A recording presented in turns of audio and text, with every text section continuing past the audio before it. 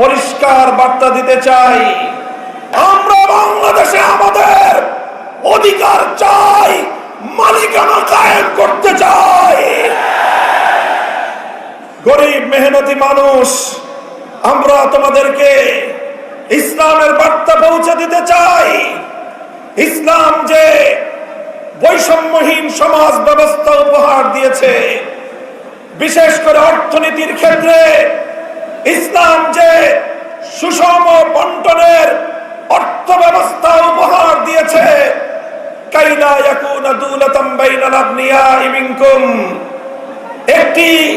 শ্রেণী বিশেষের কাছে রাষ্ট্রের যাবতীয় সম্পদ কুক্ষিগত হবে, সেই বিজাতীয় পুঁজিবাদী অর্থ ব্যবস্থার কবর তৈরি করে সেই ধ্বংসস্তূপের উপর আল্লাহর কোরআন